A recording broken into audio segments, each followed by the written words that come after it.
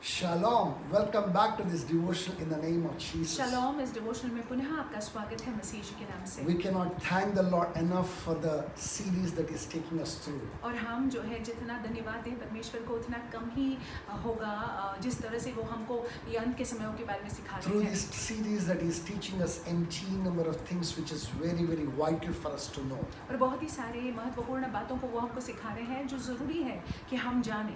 My brothers and my sisters, मेरे भाई मेरी बहनों, we are living in the end times and most exciting times. हम अंत के समयों में रह रहे हैं और बहुत ही रोमांचक समयों में रह रहे हैं। And I'm telling you, it's not at all very difficult for you and me to understand and identify the end times. और देखिए कठिन भी नहीं है हमको और आपको समझने के लिए कि ये अंत के समय है। Jesus gave us empty number of signs through which that we can know the end times are close. यीशु मसीह ने जो है बहुत सारे चिन्हों के लिए देखने के लिए कहा ताकि हम समझ जाए कि अंत के समय जो है निकट है। To know the end times, all you need is an open और mind, देखिए अगर हमने आपने अंत के समय को जानना है तो हमको अपना मन खुला रखना है, a prayerful heart, एक प्रार्थनाशील हृदय को रखना a है reading of scripture every single day, और वचन को हर दिन पढ़ना जरूरी है। and most importantly, looking around to see in the context that we are living in. और इर्द गिर्द जो है देखना है, समझना है कि कैसे माहौल में हम रह रहे हैं। When you do that, जब हम ऐसा करते हैं automatically that you realize that you are in the most exciting times of the season. अपने आप जो है हम और आप समझ जाएंगे कि जिन समयों में हम रह रहे हैं वो बहुत ही रोमांचक समय है। You'll be able to interpret like an expert, तो हम जो है ये समयों का अनुवाद कर पाएंगे but through the help of the Holy Spirit. पवित्र आत्मा के सहायता के जरिए। My brothers and my sisters, मेरे भाई मेरे we बहन, looked at whole lot of things, हमने बहुत सारी चीजों को देखा। but today we are going to look at one of the most important things. आज जो है एक महत्वपूर्ण बात को देखने वाले One of हैं। the most important signs of the end times is Jerusalem, the city of Jerusalem itself. और देखिए बहुत ही एक महत्वपूर्ण चिन्ह जो अंत के समय के लिए होगा वो यरूशलेम का शहर होगा। Jerusalem played an extremely important role in the entire Bible if you understand the Bible. अगर आप पवित्र शास्त्र को समझते हैं तो यरूशलेम एक बहुत ही मुख्य भूमिका निभाती है। Jerusalem played important role today. You can put on the television and you'll see that. और यरूशलेम आज भी बहुत ही महत्वपूर्ण किरदार को निभाती है दुनिया भर में। अगर आप टीवी को ऑन करेंगे तो वहाँ पे आप देखते हैं। Jerusalem will continue to play a very important role in the future. आगे चलकर भी यरूशलेम का महत्वपूर्ण किरदार है। All that happens around Jerusalem, all that happens to Jerusalem becomes a clear monitor to us to know the end times. और जो भी यरूशलेम में होता है, जो भी यरूशलेम के इर्द गिर्द होता है, इससे हमको समझ आता है अंत के समय निकट है। Now somebody may question ask why Jerusalem? और कोई ये प्रश्न पूछ सकते हैं कि क्यों यरूशलेम क्यों? Jerusalem is God's chosen place.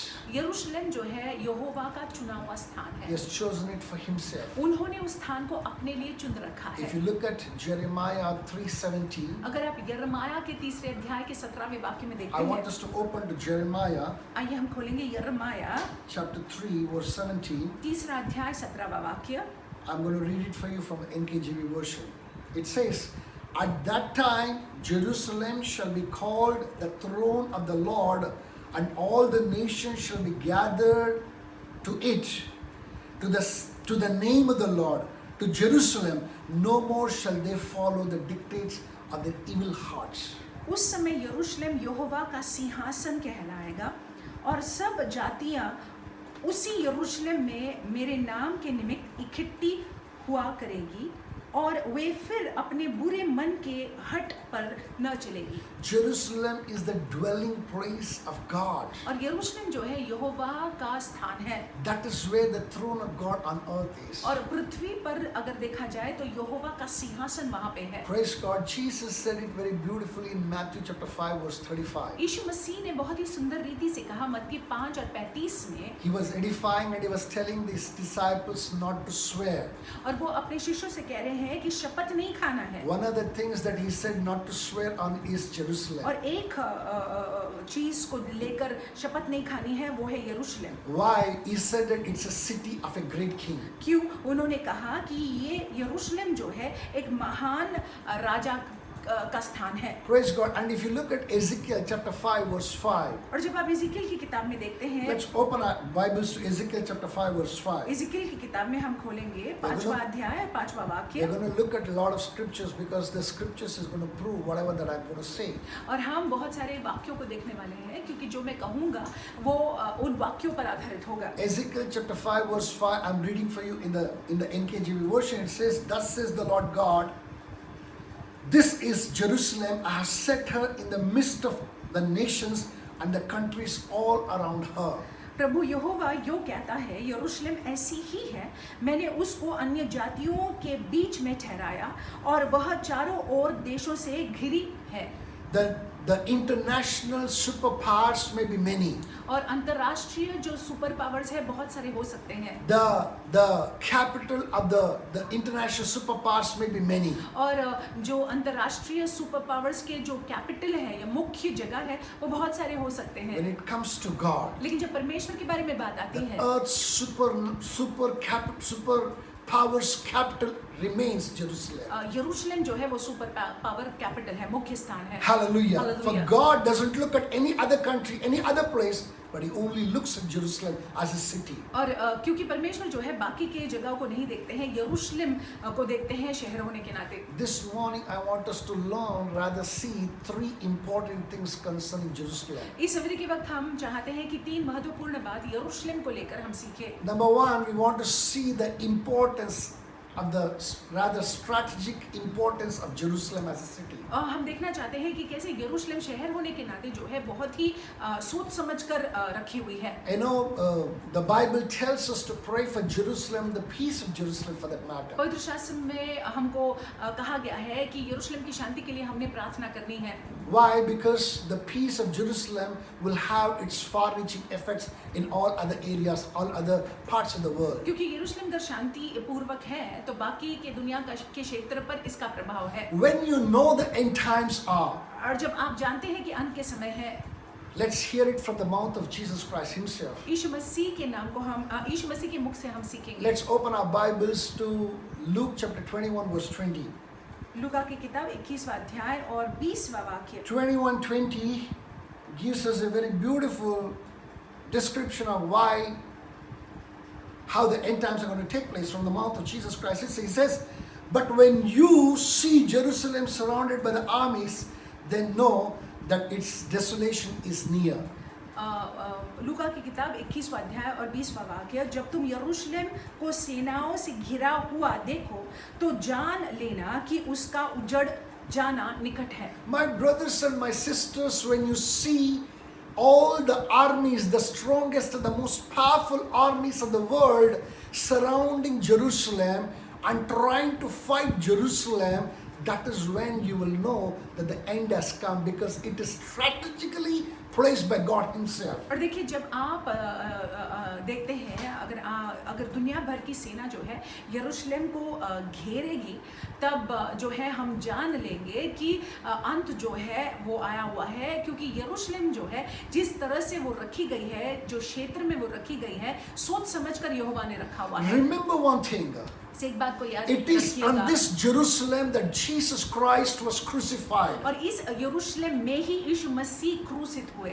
It is in this Jerusalem that He was humiliated. और इस यरूशलेम में ही उनका मजाक उड़ाया गया। This Jerusalem itself, their people rejected Him as Messiah. और इस यरूशलेम में ही यीशु मसीह को नकारा गया, मसीहा करके स्वीकारा नहीं गया। And in this Jerusalem, the people, the inhabitants of Jerusalem must accept Him. Unless they accept Him as the Lord and Savior, you will not see the end come. और यही यरूशलेम के रहवासियों ने यीशु मसीह को मसीहा कर कर मान लेना है। जब तक वो यीशु मसीह को मसीहा कर कर मानते नहीं है, तब तक अंत आने वाला नहीं I है। want us to open our Bibles to Zechariah chapter 12 verse 10. हम चाहते हैं कि हम ज़करिया की किताब में देखेंगे 12वां अध्याय और 10वां वाक्य। Hallelujah. It tells us very beautifully in this place, I'm reading from NKJV version, and it says, "I will pour on the house of David and on the inhabitants of Jerusalem the spirit of grace and supplication. Then they will look on me whom they pierced. Yes, they will mourn for him as one mourns for his only son, and grieve for him as one grieves for the firstborn. और मैं दाविद के घराने और यरूशलेम के निवासियों पर अपना अनुग्रह करने वाली और प्रार्थना सिखाने वाली आत्मा उंडेलूंगा, तब वे मुझे ताकेंगे, अर्थात जिससे उन्होंने भेदा है, और उसके लिए ऐसे रोएंगे जैसे एक लौते पुत्र के लिए रोते पीटते हैं, और ऐसा भारी शोक करेंगे जैसा पैलोठे के लिए करते हैं। Finally, Jerusalem will accept Jesus, whom they had rejected as Messiah, as their Lord and Savior.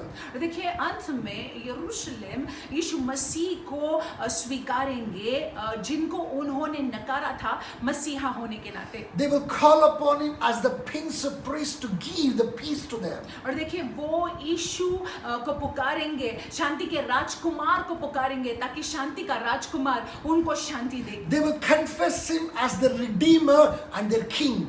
वो अंगीकार करेंगे कि यीशु मसीह ही उनका उद्धार करता है और उनका राजा है। Hallelujah. Hallelujah. That must take place because that indicates the end times. और ये होगा ही क्योंकि इससे पता चलता है कि अंत के समय आ चुके हैं। Hallelujah. Hallelujah. So number one thing that I want us to understand, Jerusalem is strategically placed by God in the center of his will. और देखिए, आप ये पहली बात समझ लीजिएगा कि यरूशलेम परमेश्वर की इच्छा के अनुसार इस दुनिया में, इस पृथ्वी पर रखी गई है। Number two, Jerusalem plays an important role in the peace of the world. दूसरी बात जो है, यरूशलेम बहुत ही मुख्य भूमिका निभाती है पूरी दुनिया भर की शांति के लिए। That's the key to the world peace.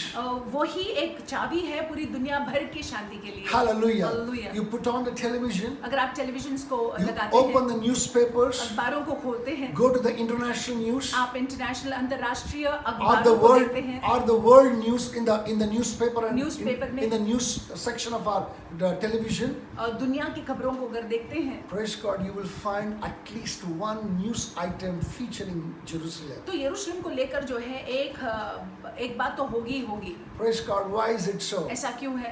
Because there are so many things that are happening in Jerusalem. क्योंकि ऐसी बहुत सारी बातें यरूशलेम में हो रही है। Praise God. परमेश्वर के नाम से And nothing is going to work according to the will of any human being. और किसी मनुष्य की इच्छा के अनुसार कुछ होने वाला है ही नहीं। Praise God, there are many politicians trying their best to bring peace, sign peace pacts between two nations, between two warring groups. और बहुत सारे नेता लोग जो है ये प्रयास में है कि दो लड़ने वाले देशों के बीच में जो है शांति को बनाए या शांति के उस बातों को ले आए।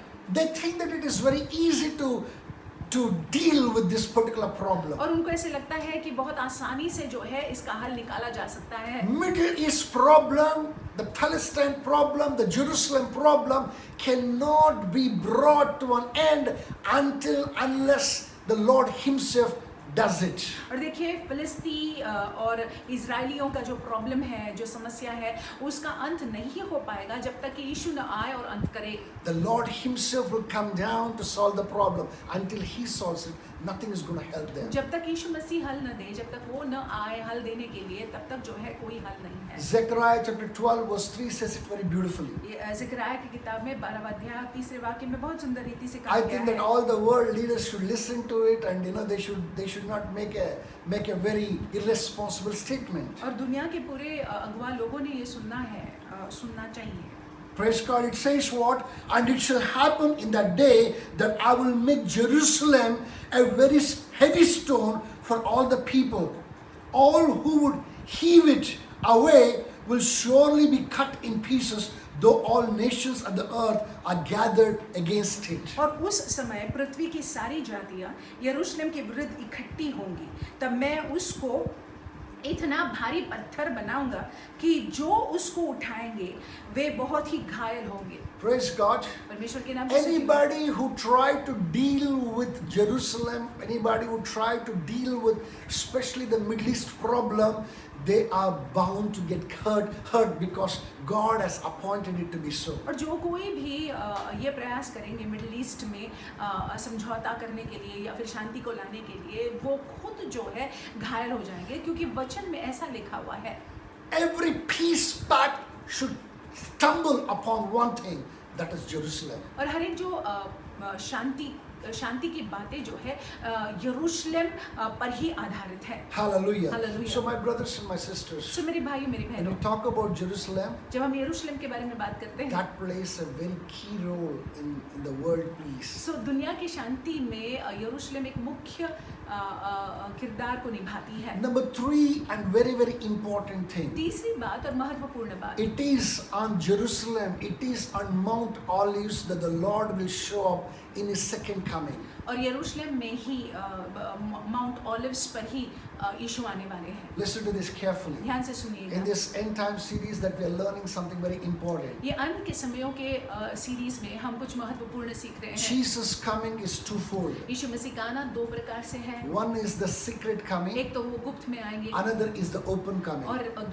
दूसरा जो है खुले में आएंगे. So when He comes in the secret, तो जब वो गुप्त में आते हैं, He's going to take the church, He's going to allow His church to be raptured. वो कलीसिया के लिए आएंगे और कलीसिया उनके साथ में उठा ली जाएगी. The church will be taken away. कलीसिया निकल जाएगी. It will be caught up. कलीसिया जो है निकल जाएगी. And then there's going to be 7 years between the second secret coming to the second open coming. और देखिए फिर 7 साल का अंतर होगा और फिर वो खुले में आएंगे. Praise God. In the first part of the 7 years, that's 3.5 years, that the Antichrist is going to bring lot of peace on earth. और ये जो 7 साल है, ये 7 साल के पहले 3.5 साल क्रिस्त विरोधी जो उठेगा वो शांति को लाएगा. Rather he shows to bring peace, वो दिखाता है कि वो शांति को ला रहा है. but he's preparing himself to stand against the Lord and manifest himself as the beast. लेकिन वो अपने आप को तैयार कर रहे हैं यीशु के विरुद्ध में खड़े रहने के लिए, एक बीस्ट मतलब एक जानवर की तरह. And the second half of the 7 years, that's 3.5 years, और बाकी के 3.5 साल he will go to the full extent of to show how bad, what kind of a person he is. और पूरे रीति से वो दिखाएगा कि कैसे दुष्ट वो है और कैसे प्रकार का वो है. Praise the Lord. When Jesus is going to come in the open, in the second coming, in the open coming, जब यीशु मसीह जो है खुले में आएंगे, when all other world is going to see him, पूरी दुनिया जो है यीशु को देखेगी. every knee will bow and every tongue will confess. हर एक घुटना टिकेगा, हर एक जबान कबूल करेगी. When that will happen on the Mount of Olives, which is just 20 miles away from Jerusalem. और ये कहाँ पे होगा? ऑलिव पर्वत पर होगा जो 20 माइल यरूशलेम से दूर है. Let's open our Bibles to Zechariah chapter 14. Zakaria की किताब में ही देखेंगे 14वां अध्याय. Zechariah chapter 14 verse 3 and 4 we're going to look at. 3 और 14 वाक्य हम देखेंगे. We can see it both in the Old Testament and the New Testament. हम नए नियम में और पुराने नियम में देखते हैं. Verse 3 says that then the Lord will go forth and fight against those nations, and he fights in the day of battle. Verse 4 says, and in that day his feet will stand on Mount of Olives, which faces Jerusalem on the east. और तब यहोवा निकलकर उन जातियों से ऐसा लड़ेगा जैसे वह संग्राम के दिन में लड़ा था, और उस समय वह जलपाई के पर्वत पर पाँव धरेगा जो पूरब और यरूशलेम के सामने है. When he's going to come down to take over the earth, जब यीशु मसीह जो है पृथ्वी पर आएंगे, पृथ्वी पर जय प्राप्त करने के लिए, to establish a millennial rule, और यहाँ पे जो है 1000 वर्ष के राज्य को स्थापित करने के लिए, his coming will not be any other place but on Mount of Olives, और प्रभु यीशु मसीह जो है जलपाई के पर्वत पर आएंगे, which is towards the east of Jerusalem. जो यरूशलेम के पूरब. So Mount of Olives and Jerusalem will be very, very important. सो जलपाई का पर्वत और यरूशलेम बहुत ही महत्वपूर्ण होगा. Hallelujah. Zechariah says it in the Old Testament. Zakaria जो है पुराने नियम में ये कहते हैं. You can see it in the New Testament in Acts chapter 1. प्रेरितों की किताब में, नए नियम में हम देख सकते हैं प्रेरितों की किताब में पहला अध्याय. Chapter 1 and verse 11 and 12. I'm going to read from the King James Version. It says, who also said, men of Galilee, why do you stand gazing up into heaven? This same Jesus who was taken up from you into heaven will also come like manna as you saw him go into heaven. प्रेरितों की किताब पहला अध्याय और 11वें वाक्य को हम पढ़ रहे हैं और कहने लगे, हे गलीली पुरुषों, तुम क्यों खड़े स्वर्ग की ओर देख रहे हो? यही यीशु जो तुम्हारे पास से स्वर्ग पर उठा लिया गया है, जिस रीति से तुमने उसे स्वर्ग को जाते देखा है, उसी रीति से वह आएगा। Listen to this carefully.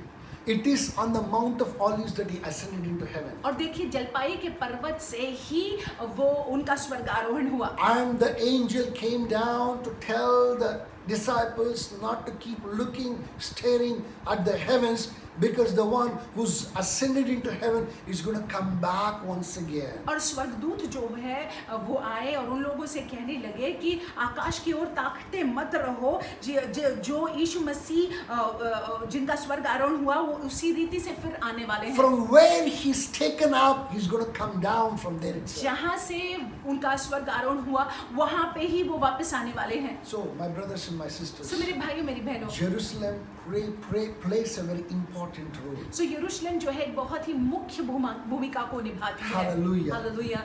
Praise the Lord. परमेश्वर के नाम की स्तुति हो। You and I need to understand this, and we need to pray for Jerusalem. आपको और आपने और मैंने ये समझ लेना है और यरूशलेम के लिए हमको प्रार्थना करना Every जरूरी है। time that you bless Jerusalem, जब कभी भी आप यरूशलेम को आशीष देते हैं, you bless the kingdom of God. आप परमेश्वर के राज्य को आशीष देते हैं।